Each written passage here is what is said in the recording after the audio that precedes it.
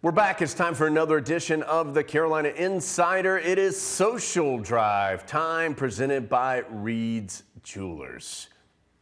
Okay, we couldn't start till Adam started to drive. Here we go. We'll start with baseball and some cool stories in Major League Baseball this week. Adam, we'll start with Zach Gallen, National League Player of the Week. Gallen, a former audio podcast. He's joined us on the video pod, of course, a former Tar Heel, and quite honestly, one of the best pitchers in the National League right now. A legit Cy Young Award candidate, as he's just been great for the Diamondbacks. Every Zach Gallen start is appointment viewing. Struck out 11, that tied his career high in his last outing. So keep an eye on Zach Gallen. If you can't watch the real Zach Gallen, you can get a little tiny Zach Gallen to put on your desk, because it was recently National Zach Gallen Bobblehead Day. The Diamondbacks giving out bobbleheads, the Tar Heels gave out bobbleheads, and Zach Gallen himself, Jones, gave out bobbleheads. He strikes you out. He makes you look silly at the plate, and he hands out his own bobblehead. What can't Zach Gallen do? He was the keynote speaker at the first pitch dinner this year for Carolina baseball. He does it all. Some of those kids in that video, you could tell, did not realize that was actual Zach Gallen. And when they go back and see it, they're going to be like, oh, I could have got a selfie with Zach Gallen.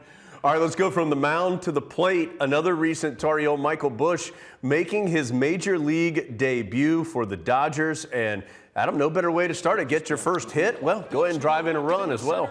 Michael Busch has done about everything he can in the minors. The problem is he's in the Dodgers organization, which is stocked with talent. And when they need something, they just go out and purchase it. So when you're trying to work your way up from the minors, as you see there, Mike Fox among the Busch family in Pittsburgh, to watch that memorable occasion. They're throwing the ball out of play. Those rascally teammates are going to act like they rubbed mud on it and stuff, but really they didn't. Don't worry, it's fine.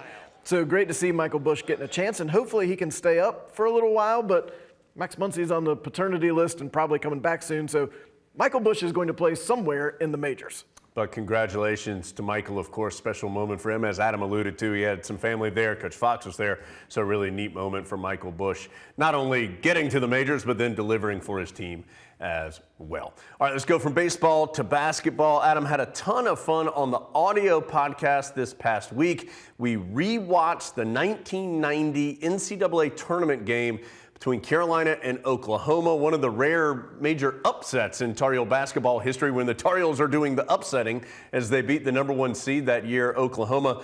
Pete Chilcutt, who was one of the terrific players on that team, joined us for that rewatch. We had a blast with Pete. He gave us all kinds of great insight and found some fun photos here of Pete. This one from after the 1991, we believe, ACC tournament championship game. Then some very familiar faces there, of course. Rick Fox, King Rice, Hubert Davis goofing off there down at the bottom, and a really good team that ended up in the Final Four that year. Randy Wheel and Dave Hanners in the back. Dave Hanners wants nothing to do with it. Yeah, these shenanigans will soon be over. Time to get prepped for that first round of the NCAA tournament. That led us, Adam, to, I think a lot of people forget this. After Coach Smith retired here at Carolina, he actually was in studio with CBS for the next year's NCAA tournament.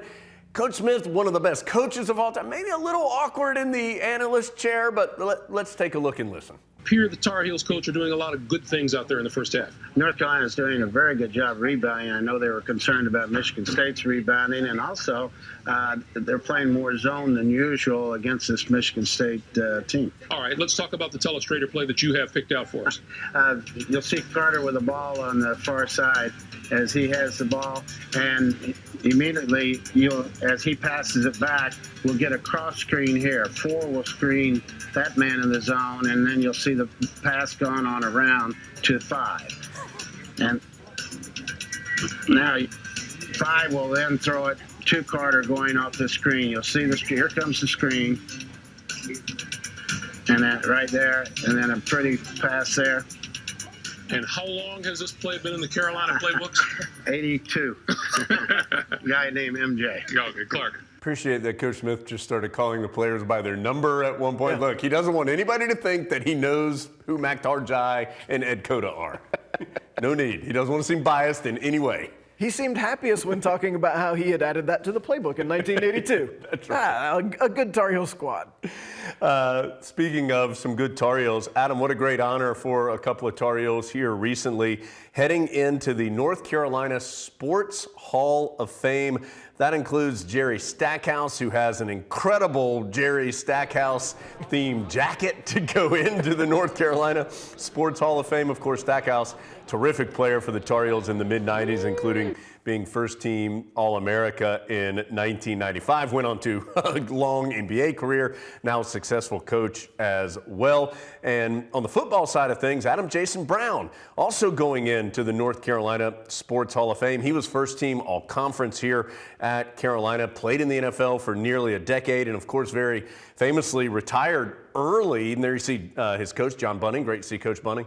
Retired early from the NFL to begin farming, and now has provided food, and he's doing great in that area.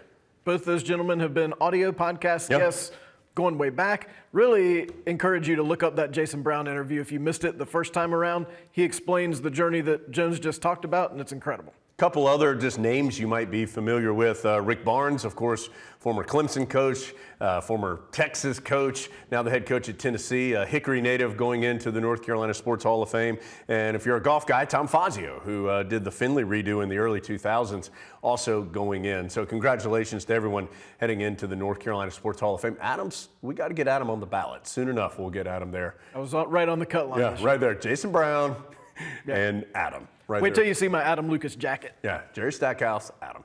All right, let's go to, so we saw that sweet jacket. Let's see some other well-dressed Tar Heels. We've got three pretty good football players there. You see a running back, Elijah Green, sandwiched between two pretty good quarterbacks, and Drake May and Sam Howell. Those three at an event together here recently. And Adam, Elijah, that's not a one-time thing for Elijah Green.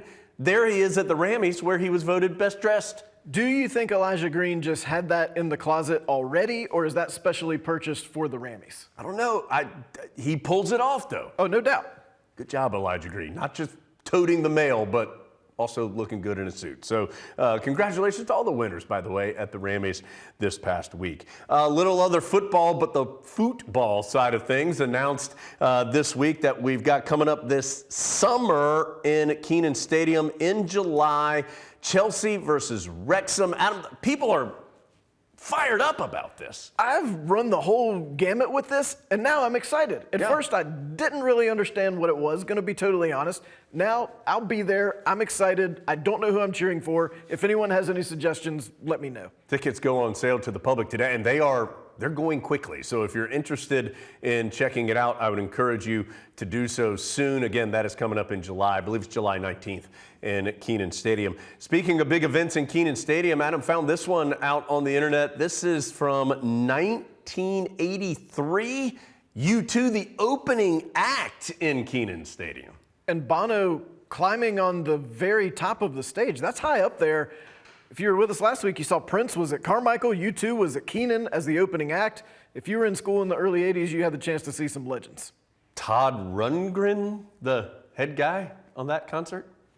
I think most people remember it as a U2 show.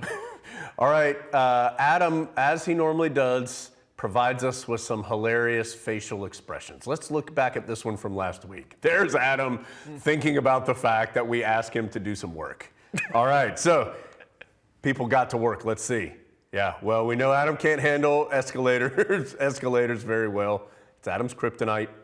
Yeah, the one in the middle, yeah, it's got to come to work. Big frowny face. Oh, then Adam, we see the Blue Fog mascot. Of course, that in the running for the George Washington new mascot. Perfect. We have 1 minute to go. We finally can see our videos. Let's watch the GW Blue Fog followed by the Shea Oaks Hippo Hype video. The Blue Fog.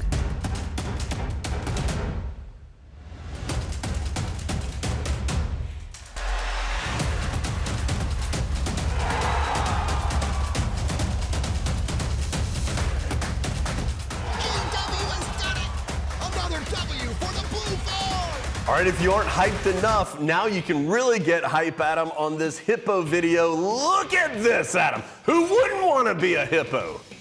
I am bumfuzzled by the fact that somehow Blue Fog has beaten out this. This recruits itself.